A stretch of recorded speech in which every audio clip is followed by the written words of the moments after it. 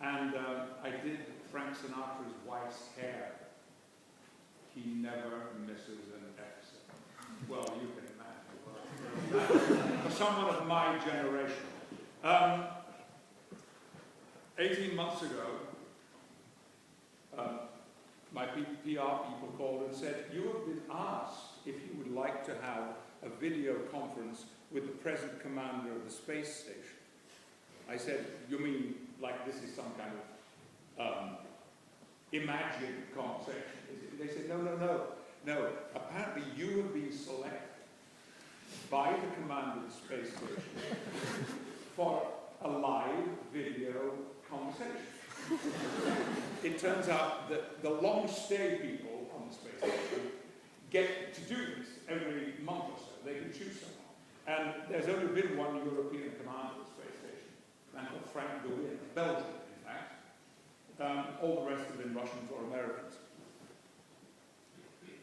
And he had asked to talk to me. Well, of course I said yes.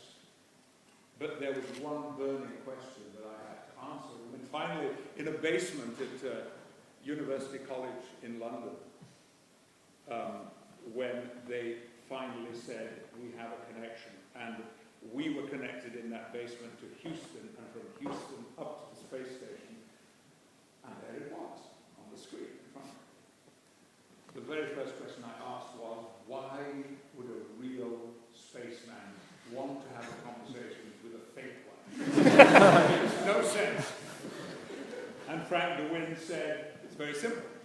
All I ever wanted to be was a pilot. And then I started watching Star Trek, The Next Generation, and I wanted to be an astronaut. And that's why I want to talk to you.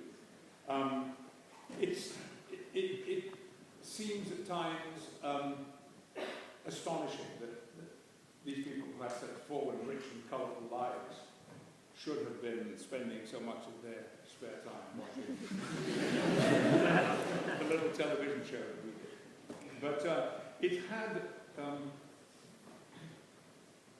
it had an impact of which we're very proud, of the many letters that have been sent and seen over the years.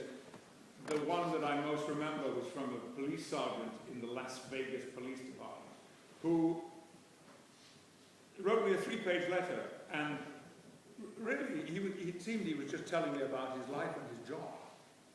And I didn't quite know where this letter was going. And then he got to a point where he said, so, there are nights I come home from work when I have experienced firsthand the worst aspects of humanity. Its greed, its ugliness, its viciousness, its selfishness and violence. And I feel I cannot go on doing this job anymore. And then I reach up and I take down an episode of Star Trek The Next Generation. And I tell myself, it will get better. When Whoopi Goldberg joined the cast in the 2nd season, at her request, less than a year after winning her Oscar, and movie stars don't, well, they didn't in those days, do television series, especially syndicated science fiction television series. The first week I finally found courage to say to her, why? When you can do anything, why are you appearing in this silly act?